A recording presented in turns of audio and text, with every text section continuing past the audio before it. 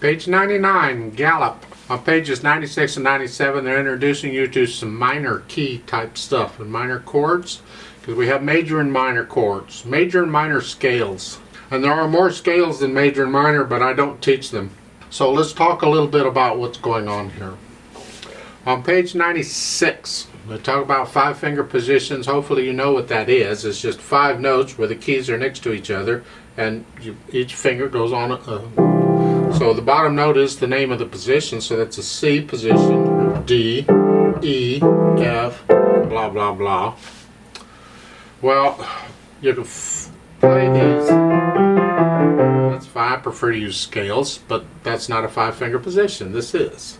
And they're talking about if you take the middle note and you take it down a half a step, or you flat it, that makes it minor.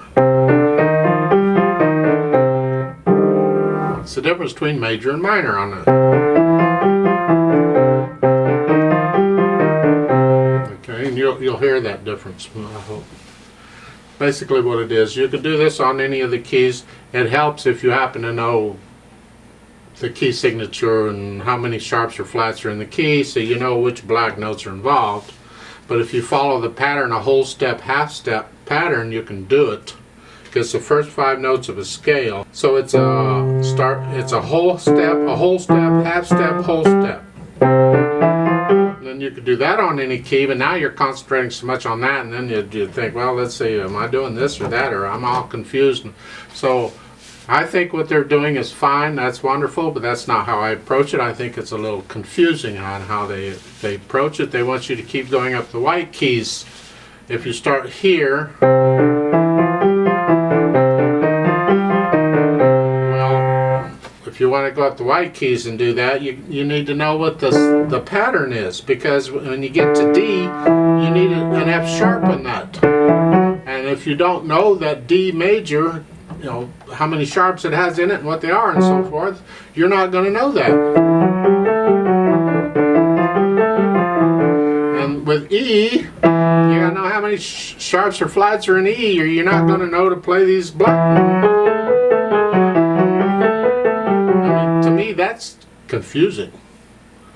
So your teacher, if you're in a class, your teacher can have fun explaining that to you. I don't think I can help much. That's not how I approach learning this stuff. I want to do it by scales and by key signature, and you'll learn it that way. However, that's what they've got going. Over on page 97, they talk about major and minor chord. Well, again, let's go with C.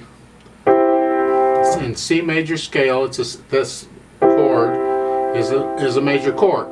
I mean, the first chord, the chord built on the first step of a scale, first note is always a major chord for a major scale. Well, if I take it and I just lower the middle note, that's a minor chord. Haven't we done this before? Because if I take a major third and a minor third, that's a major triad. If I take a minor third and a major third, that's a minor. Have we not had this conversation already? You see, I do so many of these different method books, and they all approach this stuff differently. I can't remember if I've talked about this in this book or not. So just so you know, we've done intervals, I hope. We know what the intervals are, and there's different kinds of intervals. You can have major and minor intervals and other kinds of intervals too. Well, you know what a half step is. That's the closest distance between any 2 notes. These are all half steps when you're going up 1 note at a time, white and black keys both. Well, a major third is simply 4 half steps. 1, 2, 3, 4. And that's across the board. You can take that to the bank. That'll work on any key and any key signature, no matter what it is. A major third is 4 half steps. Well, a minor third's 1 less. It's 3 half steps. So a major triad like this, a major chord, is a major third and a minor third. A minor triad is the opposite, is a minor third and a major third. Because this is 1, 2, 3, 4 half steps. It's a major third. That's it. Major triad, minor triad, and that's it. That's about all they're doing. I don't like this approach, but they're doing it this way and we're following this book, so here you go. Now let's talk about page 99. This is a duet, another duet, because page 98 is the bottom part of the duet, the secondo part. The teacher will play that, or somebody who can play it. And the page 99 is the primo part, or the top part. And that's what you're supposed to play. This is in common time, or 4/4 time. It's got one flat, and they haven't told you about the key of F major. Yeah, F major has one flat. However, this is not in F major, it's in D minor, D minor.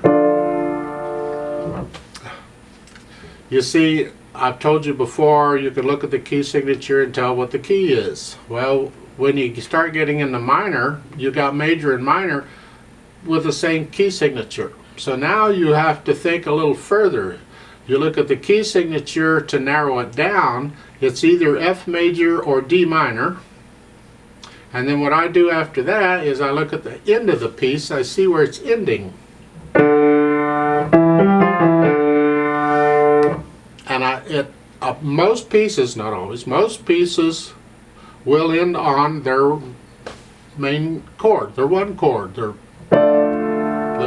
So in this case, it's a D minor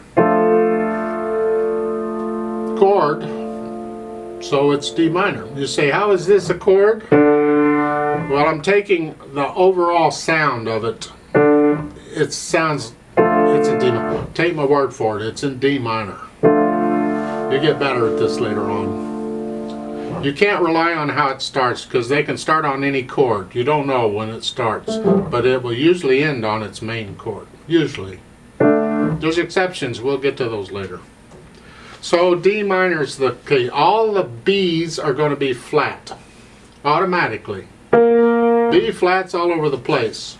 If we have any in the piece, doesn't matter if there's any in the piece or not, it's still in D minor. So here, it looks like both hands are pretty much playing the same thing. Here, and octaves. Now, rhythm-wise shouldn't be a problem. Dynamic-wise, it starts out loud in the first line, and then it's sort of loud in the second, loud in the third, sort of loud in the fourth. And that's both hands. Both hands are the melody here. The accompanying part is in the other part, on the other page. There is a note at the top where both hands need to play an octave higher. So instead of here, you got to go up here. You just pretend middle C goes up an octave, and you're here. This will allow both of these parts to be played on the same keyboard, and it'll sound better too, so that's good. And that's what it is. There's a repeat sign at the end of the second line, so you play the first two lines twice. Then there is a repeat sign at the bottom, but there's a reverse repeat sign in the third line, and so you're just going to repeat those two lines. You play those two lines twice, and that's the whole piece. So it's actually twice as long as it looks, because you're repeating everything. No pedal in it. Let's try this out slowly just to check the notes. The rhythm shouldn't be a problem, but let's check the notes. So go ahead and put your hands in this D position. Up here. I'll give us 4 counts. Let's play it together. 1, 2, ready, go.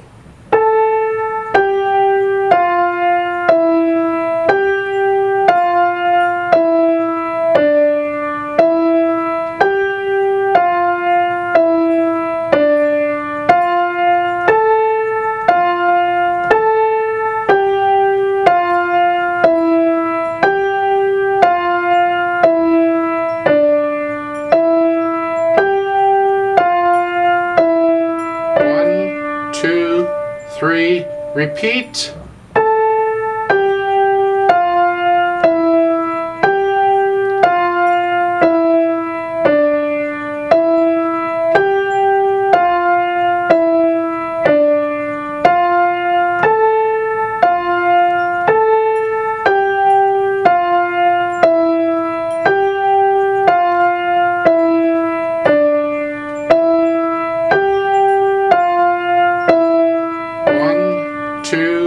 Three, 4.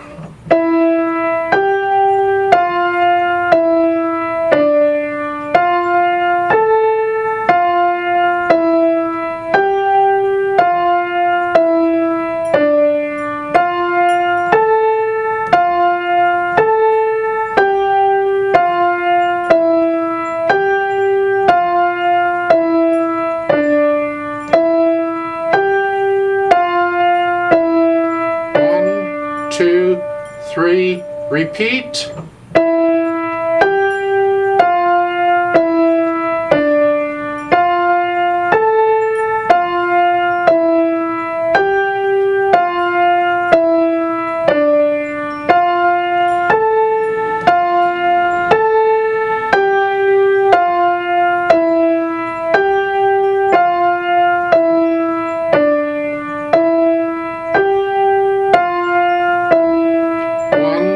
2, 3, 4, off.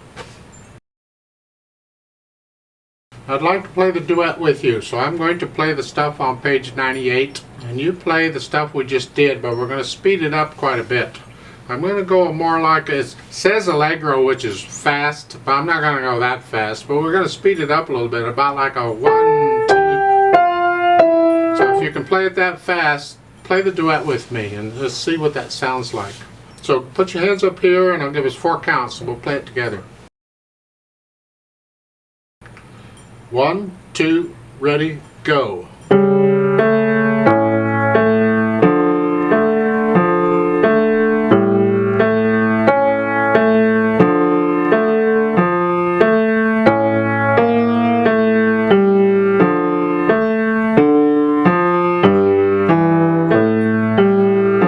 2, 3, repeat.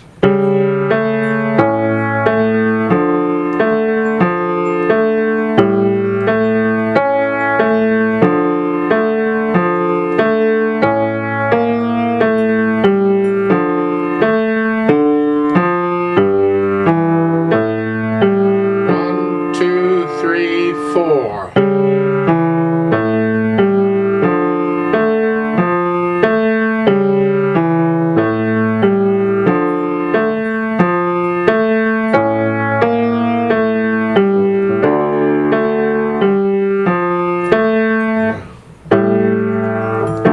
2, 3, repeat.